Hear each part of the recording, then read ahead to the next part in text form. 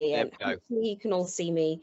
Thank you so much. It's a real pleasure to be here today. I hope people can see me because I'm not sure whether I'm frozen on here. No, we can see you. Perfect, brilliant. So I'm here today. My name is Kiki and I work at a company called Flair Impact, well, Flair actually. And what we do is we help schools harness data to measure and demonstrate progress towards racial equity. So I'm just going to share my screen with you now and take you through exactly what it is that we do and how we support schools by harnessing the power of data. So let me just share my screen. Perfect. Yeah, so as I mentioned, we launched in September of 2020, and since then we've now worked with a number of schools, around 100 schools, independent schools, state schools, academies, and we really help schools give them that baseline in order to really understand exactly where the problems lie, to properly inform their strategies, and also to measure their success over time. So I'm just going to go on to the next slide and share with you a quick video.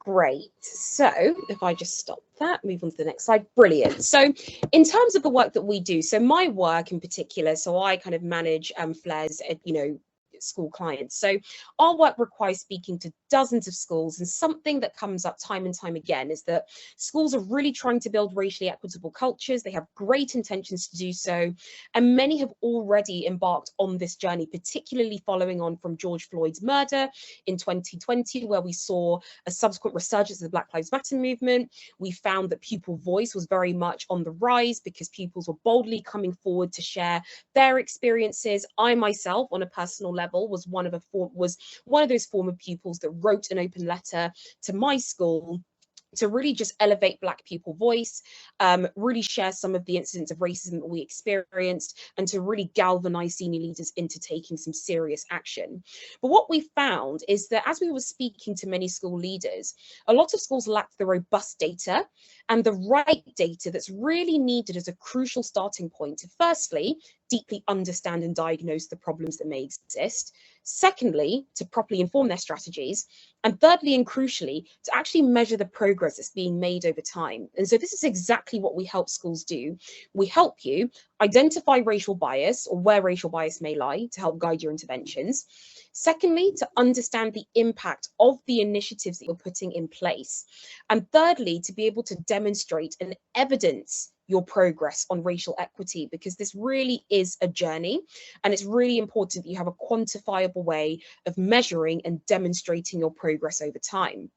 Now, in terms of how this or how we do this and how we help schools achieve this goal. So the first thing is that we really feel that it's so important to start with community voice, because you can't implement solutions, or the solutions that you implement have to really be based upon the voices of those who define your culture, which is, students and staff members within the school. So at Flair, we support schools in gathering insights from across the entire student body and the entire staffing body. And this ensures that you're developing a strategy that really requires a whole school approach. And one thing that we have found sometimes is that some schools, let's say, may have conversations with only their pupils from minoritized backgrounds or only their staff members from minoritized backgrounds. But we actually feel that it's really important that every single voice is captured, because you can't just rely on a subsection of your population to fix an issue that actually requires the involvement of every single person, regardless of whether you're part of a minoritized group or whether you're part of the majority. So with that, once you gather all of your voices, it's now then important to know how to leverage those voices. And so we basically support schools in presenting student and staff insights into an easily digestible format so that you can really clearly see where your key strength areas lie, where your improvement areas lie. And from that, you're then able to develop a really key racial equity action plan that is addressing the key areas for change. And thirdly, the idea is that by repeating this process year on year, as a data company, we're able to provide schools with clear metrics on success so that you can really quantify and demonstrate how you are progressing towards a racially equitable culture.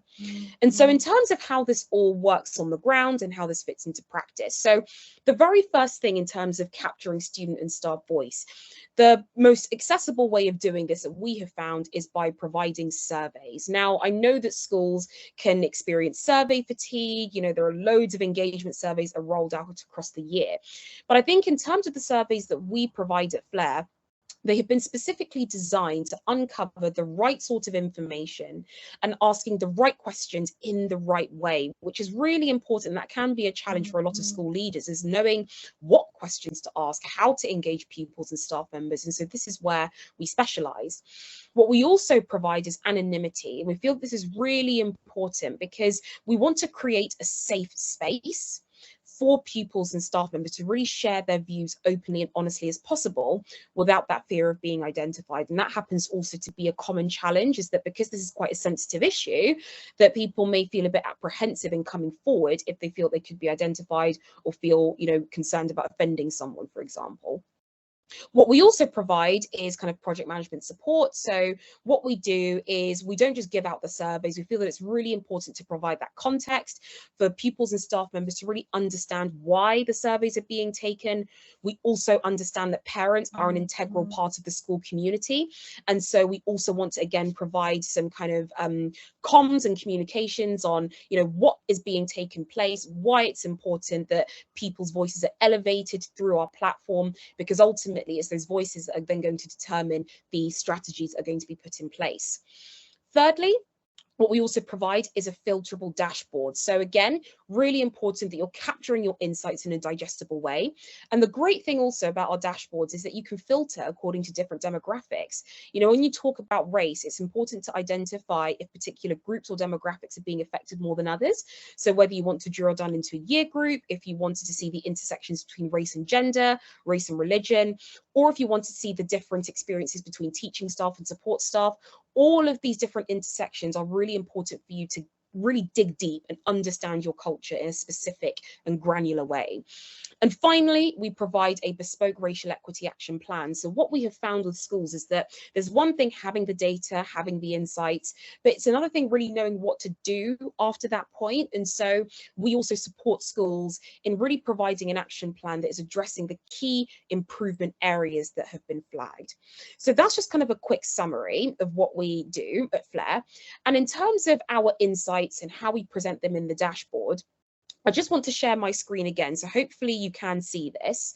So I think when it comes to racial equity, it's really important to kind of understand what racial equity actually means. What does it look like? What does it comprise of? And so at Flair, we've kind of broken it down into 4 key areas.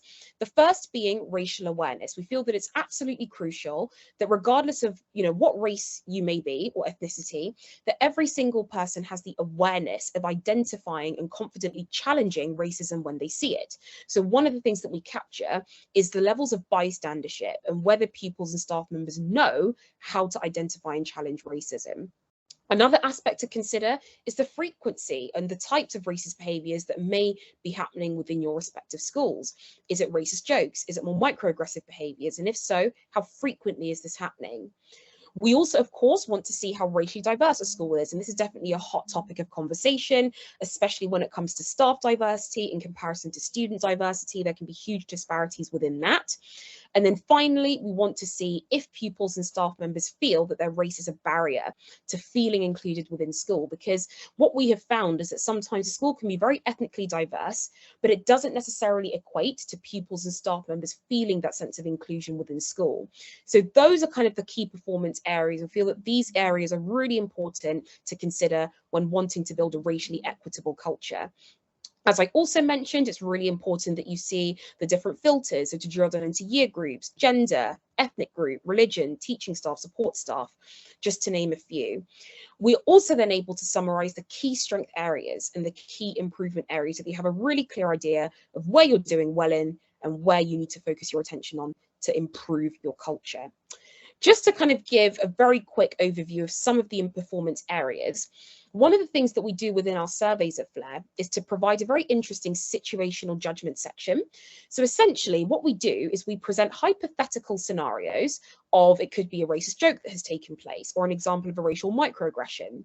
And then we then give yourselves and students the opportunity to really reflect on what they feel they would do realistically if they were in those situations. So this is a really good self-reflective exercise that's designed to challenge our thinking, which I think is a really powerful overarching theme when it comes to racial equity. How can we challenge our own thinking? How can we reflect on our actions? And so we're then able to give you a breakdown of how pupils and staff members feel they would respond. Would you challenge the perpetrator?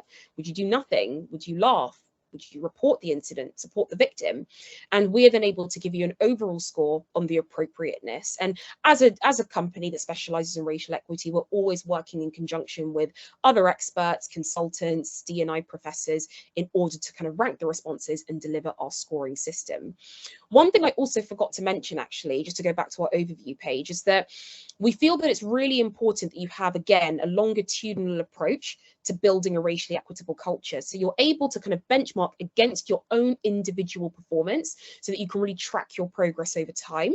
And also, because as a company, we've now worked with over 100 schools across the country, what we've been able to do is to create benchmarks so that you can compare your performance relative to other schools. So it really kind of creates a healthy competition and ultimately encouraging the community of schools to really accelerate and advance towards our shared common goal of advancing racial equity. So that's just something to note as well around our benchmark data.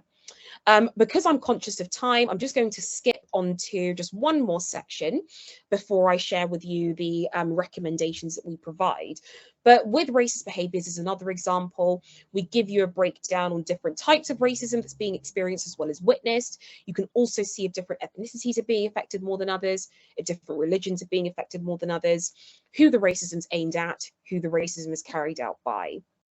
We also want to give qualitative feedback to kind of give that extra level of context. So we allow pupils and staff members to write down their views, thoughts, experiences of racial issues in their respective schools. And so you're able to hear directly from your school community, which again tends to resonate very powerfully with our community of schools at Flair.